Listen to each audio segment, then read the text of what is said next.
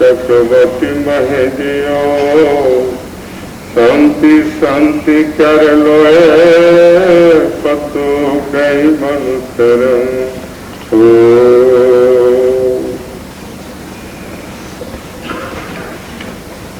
मेरे प्यारे भाइयों बहनों,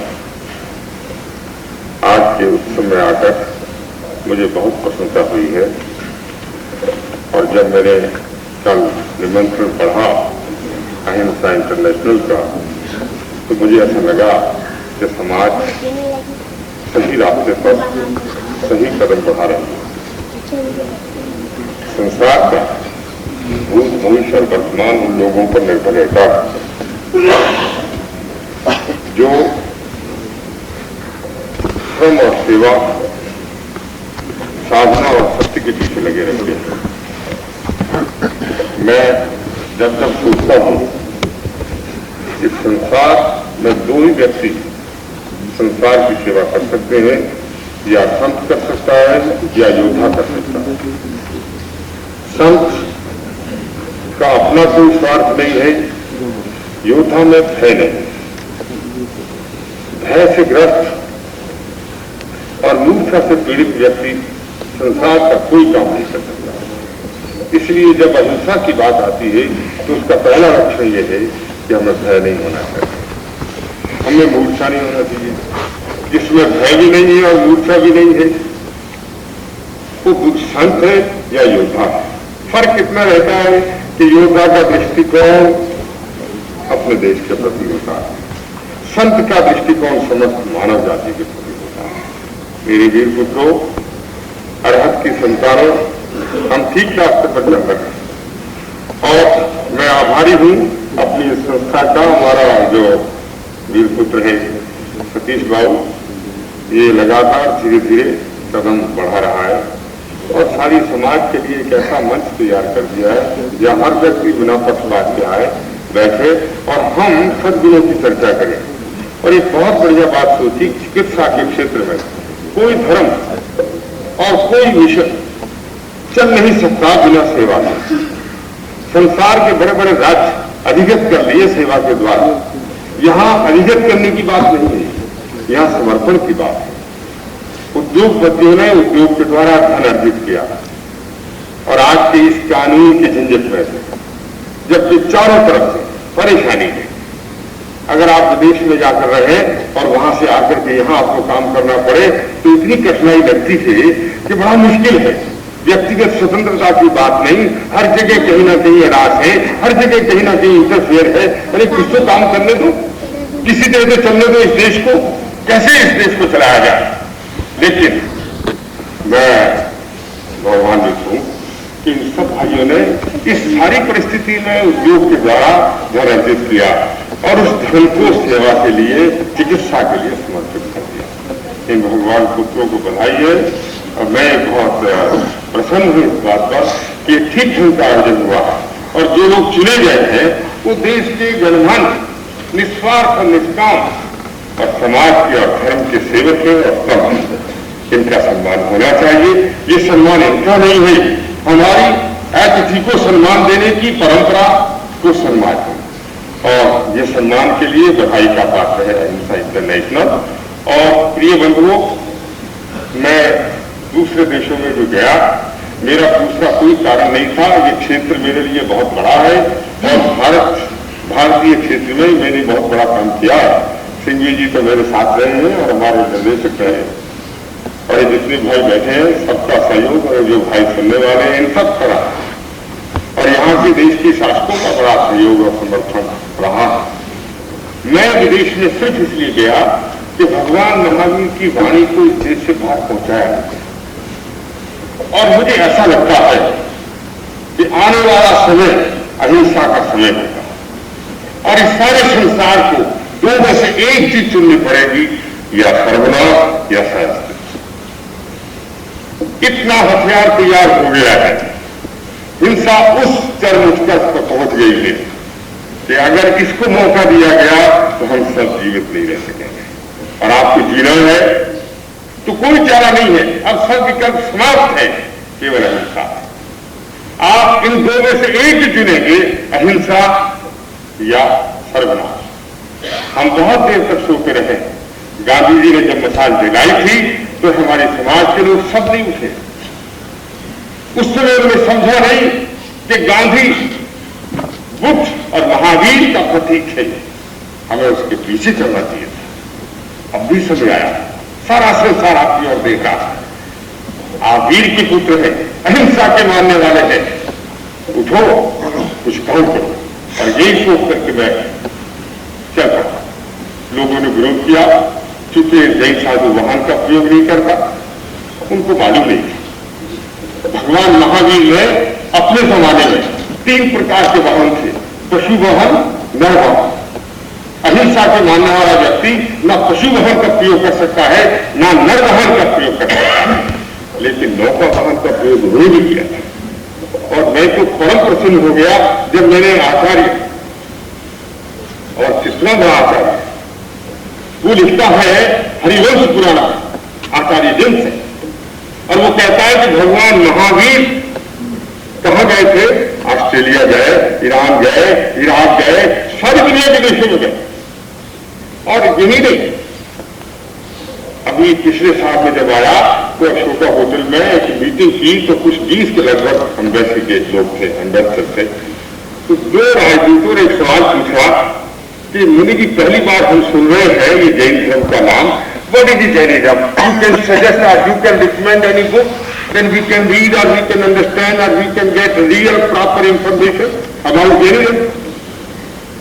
दे आस्क्ड वन क्वेश्चन। मैं सुना, हमने कहा सुनो भाई, don't read any book about Jainism, read Islam. मैंने उनसे कहने लगा यादव जी कि कोई जरूरत नहीं, जैन धर्म की पुस्तक पढ़िए। आपने इस्लाम पढ़ा, जिहाद पढ़ा, आप हज गए, जिहाद किया, मक्का शरीफ की यात्रा की। जब आप जाते हैं हज करने के लिए तो आप कपड़े कैसे पहनते हैं? ये चोलपट्टी, यही चोलपट्टा जो जैन साधु पहनता। और जाति कैसे पहनते हैं? सिले हुए कपड़े नहीं, वो जैन साधु का कपड़ा पहनता। और कपड़ा नहीं, जैन साधु का आचरण पालन करता है, वो पीढ़ी नहीं मार सकता, जू नहीं मार सकता। उसे दिल से भोजन करने की वो है आदेश, वो कोशिश करे, गाली नहीं दे सकता, झूठ नहीं बोल सकता। मैंने कोई परंपरा कहां से आई है? मक्का शरीफ की यात्रा के बाद तो वध करते हैं, बलि करते हैं, लेकिन मक्का शरीफ की यात्रा से पहले जैसे पालीतारा में, स्वर्ण बेलगोरा में जैन यात्री जाता है, जैन साधु जाता है तीर्थ यात्रा के लिए, उसका अनुकरण किया जाता है। उसका कारण है कि इस्लाम से पहले अरब के देशों में जैन मंदिर थे, जैन धर्म का बहुत बड़ा वर्चस्व था। जैन शब्द का नहीं रहा होगा, क्योंकि जैन शब्द बहुत प्राचीन नहीं है, लेकिन निर्ग्रंथ है, परमहंस है, यति है, अहिंसा के मानने वाले लोग हैं। और वो परंपरा वहां से कुछ लोग चले आए, कुछ लोग परिवर्तित हो गए, कुछ लोग बदल गए, लेकिन इस्लाम ने तीर्थ यात्रा की परंपरा के रूप में जैन धर्म के अस्तित्व को रखा। अगर उनसे पूछा कि सर्कमसिस कहां से आया तो उन्होंने यहूदियों से दिया। कुछ उन्होंने इब्राहिम लिंकन से दलील ली, इब्राहिम लिंकन में गलत कह गया, इब्राहिम। लेकिन जहां तक तीर्थ यात्रा का प्रश्न है वो जैन धर्म से दिया है। और मैं एक दूसरे मस्जिद में ठहरा था तो एक मुसलमान भाई नमाज पढ़ रहा और मैं प्रतिक्रमण करता था। और मैं क्या देखूं सिंधी साहब कि मेरा प्रतिक्रमण और उसकी नमाज दोनों एक साथ बैठ जाते ही, वैसा ही आसन, वैसा ही दंड। मैं सोचता रहा कि जरूर कुछ ना कुछ प्रभाव रहा होगा। आप अगर जाएं विदेशों में तो फिर आप देखेंगे कि अहिंसा का कितना प्रभाव था, लेकिन उसको हम सतत नहीं रख सकते हैं। उठो, अहिंसा का काम करो। केवल संप्रदाय की बात नहीं है, जो जमाना गया हम दिगंबर, सुल्तानगर, स्थानक जाति, तेरापंथी जैसी संप्रदाय की बात नहीं करते, और करना भी है तो उसको इस तरह से कीजिए, जरा तरीके से कीजिए कि हम स्थानकवासी हैं, हम तेरापंथी हैं, भावात्मक दृष्टि से। मैं तो ये समझता हूं कि तेरा पंथ का अर्थ है भगवान तेरा पंथ। अहंकार छोड़ दो, तेरा भगवान के पंथ को मान लो। हर आदमी तेरा पंथ, हर आदमी आत्मा के स्थान की खोज करने जाता है, हर स्थानकवासी है। और जब स्थान की खोज करता है तो अंदर बाहर से सफेद घाव उसके हो जाते हैं, वो ईश्वर का और जब अंदर और बाहर की श्वेत वृत्ति हो जाती है, कुंठाएं समाप्त हो जाती है, तो वो गंभीर हो जाता है, बिल्कुल बच्चे की तरह, बिल्कुल उसका आनंद हो जाता है। हम भगवान को देते हैं, भगवान से सीखते हैं, अहिंसा की बात हमें मिली है। भगवान कहते हैं अहिंसा से विश्व का कल्याण होगा, संयम से आत्मा का विकास होगा और तब से इच्छा शक्ति का विकास होगा।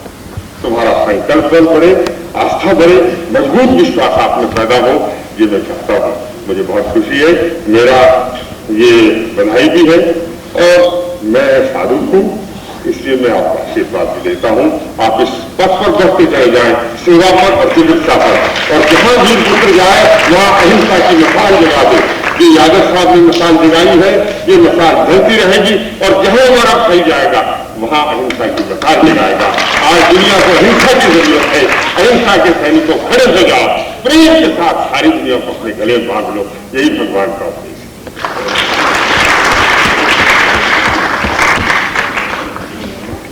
आचार्य श्री गया अमेरिका आदि अन्य विदेशों में जैन धर्म का जैसा आज प्रसार हो रहा है वो लगभग सभी को विदित है। उनके माध्यम से शाकाहार वृत्ति के व्यक्तियों का वहां समुदाय बढ़ रहा है। ऐसे देशों में जहां शाकाहार के विषय में सोचा भी नहीं जा सकता, वो पूरी तरह से शाकाहारी है, सामिष भोजन का त्याग है, उनका मद्यपान का त्याग है। तो ये उनकी विदेश यात्रा का ही सुफल है कि एक ऐसा शुभ प्रयास विदेशों में हुआ जहां इस बात का प्रयत्न कर रहे हैं कि देश में शाकाहार बढ़े। एक अनायास ही हमको आज सहज रूप से एक ऐसी बात उनके माध्यम से प्राप्त हो गई है कि विदेशों में उसका प्रभाव स्वयं बढ़ रहा है। तो इसके लिए उनका कार्य स्तुत्य है। और जो सद्भाव उन्होंने हिंसा निर्देशन के प्रति और जो आज के सम्मानित व्यक्ति आए हैं उनके प्रति व्यक्त किया है, उसके लिए अहिंसा इंटरनेशनल बहुत विनीत भाव से उनके प्रति आभारी। एक सेकंड, मैं एक बात भूल गया कि अब 2 अक्टूबर को हम 2nd इंटरनेशनल जैन कॉन्फ्रेंस कर रहे हैं लंदन में। पिछली कॉन्फ्रेंस हुई थी, उसमें 600 के लगभग प्रतिनिधि थे और इस बार उससे बहुत बड़ी संख्या में उपस्थिति होने वाली है। लाखों लोग बाहर रहते हैं, 50,000 के लगभग इंग्लैंड में है और 3-4 लाख बाहर रहता है आदमी जैन हमारे भारत से गया हुआ। वहाँ एक बहुत बड़ी कॉन्फ्रेंस होने जा रही है, एक समय है, इसलिए मैं आप सबको आमंत्रण देता हूँ। सिंघवी साहब मेरी तरफ देख रहे हैं, मेरे साथ रहे बचपन से, अब उन्हें खड़े होना है और हमारे श्याम प्रसाद जी को इसमें शामिल होना है और अशोक जी को, मैंने रमेश जी से बात की है, बाकलीवाल साहब से बात की है और मैं सोच रहा हूँ खेलू भाई मानेंगे या नहीं, लेकिन मैं सब भाइयों से आमंत्रण करता हूं कि आप लोग इसमें चलिए और इस बात को जोड़िए, सब भाई जुड़ जाएं, उनकी समस्या के समाधान में जो हम कर सकते हैं वो करें। एक बस 3 मिनट